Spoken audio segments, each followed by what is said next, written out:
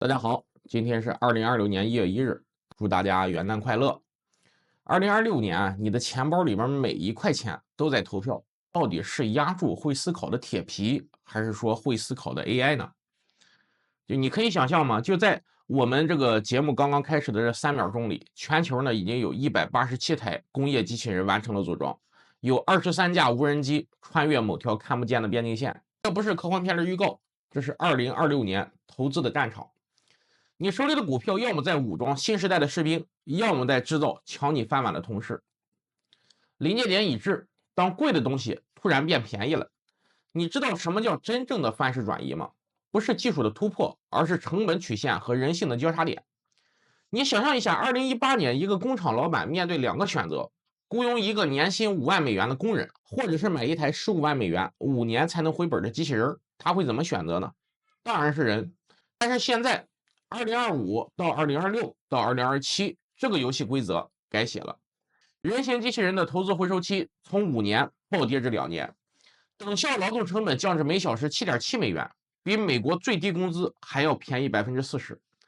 而在国防领域，一架传统的 F-35战机成本是在8000万美元，那现在可以换来800架弹簧刀巡飞弹。这就像在你家楼下的煎饼摊突然发现机器煎饼并不仅比人工快3倍，成本呢还只要1/3，老板会怎么做呢？全世界的老板，无论是五角大楼还是特斯拉工厂，都在疯狂的按下同一个按钮：政策铁拳加技术爆炸。那我们从军工、机器人两个引擎去分析，万亿美元的不对称战争重新分配。那特朗普的2.0时代最被低估的一件事，不是说关税啊，不是移民墙，而是1万美元的国防授权法案的重新洗牌。传统军工巨头手里攥着那些大家伙，像这个航母、战斗机、坦克，就像诺基亚翻盖手机，技术呢没有问题，但是时代变了。现代战场上，一架8000万美元的战机可能被一群成本仅为10万美元的无人机蜂群团灭。这不是科幻，这是现在战场上每天都在上演的现实。政府效率部门的存在意味着一件事：传统军工的躺赢时代结束了，预算会流向那些能用1/10成本完成10倍任务的新势力。那这意味着什么呢？这就是为什么我们接下来选择的这些股票我们从这个进攻型来说第一个标的呢就是 PLTR，我们可以把它想象成边境线的智能大脑。当别人还在修水泥墙，但是他已经用 AI 编织一张看不见的电子网了。飞稳计划核心承包商2026年1季度的边境智能墙合同细则一旦公布，股价反应呢会比你家 WiFi 路由器启动还快。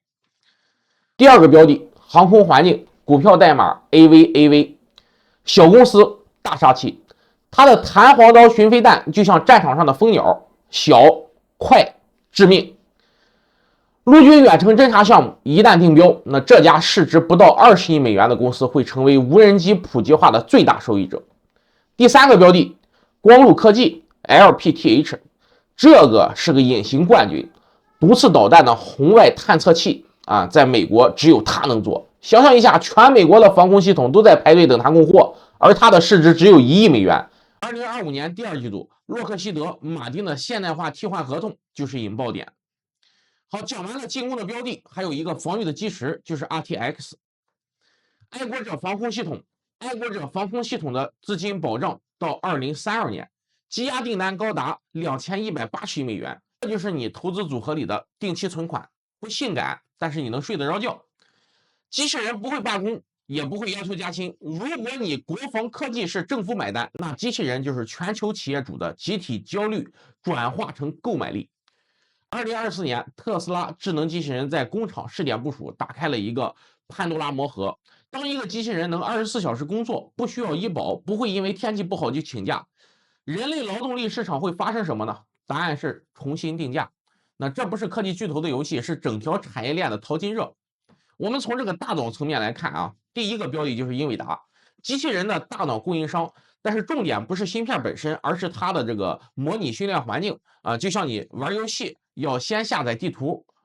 机器人在真实工厂上岗前呢，首先就是在虚拟世界里学习实习100万小时，这就是护城河中的护城河。第二个标的呢就是安霸，它的股票代码是 AMBA，如果说英伟达是大脑，安霸就是眼睛，它的 AI 视觉系统让机器人能够分辨这是苹果还是番茄。2026财年进入大批量出货期，这个时间节点记住了，这是业绩兑换的发令枪。第三个标的 ARM 控股，股票代码 ARM，机器人的节能管家，边缘 AI 需要低功耗架构，ARM 就是标配。想象一下，未来每台人形机器人都内置一颗 ARM 芯片，那这个授权费可以算到2050年。那感知层面上就有一个安森美，那股票代码是 ON，机器人导航用的高动态范围图感传感器，就像你的手机摄像头的工业版，但是要求呢高100倍，因为机器人撞墙的代价可能比你自拍糊了更严重。时间就是金钱。接下来呢，我列举一个2026年到2027年一个关键性的战役时刻表。投资呢不是买彩票，而是在正确的时间站在正确的牌桌前面。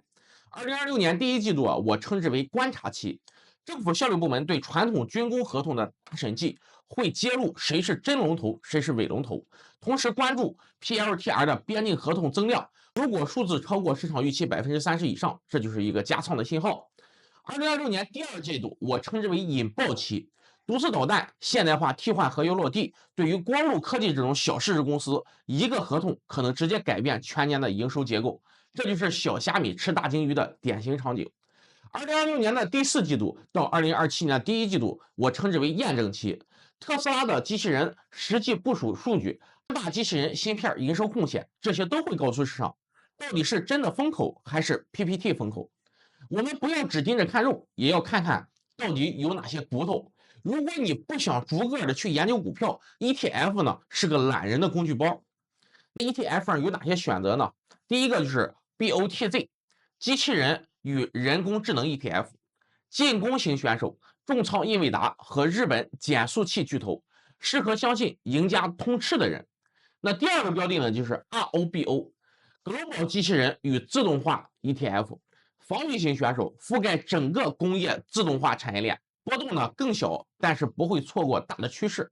还有一些配角明星，我们也是值得去关注的，像这个火箭实验室，股票代码呢是 RKLB， 从送快递转型到做快递棍儿啊，当然这只是个比喻啊，就是从这个发射火箭转成了卫星系统集成，它的中子号火箭首飞是转折点。科诺托斯防务股票代码 KTOS， 它的 XQ-58A 女武神无人机就是空军的忠诚僚机，有人战斗机带着无人机小弟去打架，这个场面很赛博朋克。L3哈里斯股票代码 LHX， 电子战和无人机系统的王者，当别人还在造硬件，他已经在干扰敌人的信号了。那当然啊，我还要给大家泼盆冷水，并不是所有的闪光都是金子。最后呢，说点扫兴但是又必须要说的话。国防板块的固定价格的合同陷阱，很多军工企业签的是 fixed price 合同，原材料涨10%，利润呢可能就会直接腰斩。这就像你的包工头接了个建筑活，签死了价格，结果呢水泥涨了50%啊，结果你懂的。机器人的板块还在画饼阶段，现在的估值啊是基于2028年到2030年的乐观预期。如果你的美联储突然加息，利率上升，那这些未来现金流就会打折。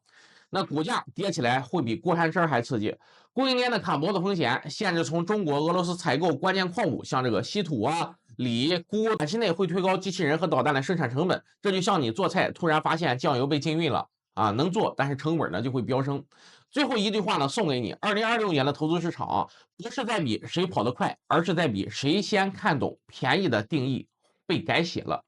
当无人机比战斗机便宜，当机器人比工人便宜，钱会像水一样流向成本洼地。你的钱包准备好跟上这波洪流了吗？以上内容仅为市场分析，不构成投资建议。股市有风险，入市需谨慎，记得做好自己的功课，别把鸡蛋放在一个篮子里。以上就是本期节目的所有内容，我是老林，我们下期节目再见，拜拜。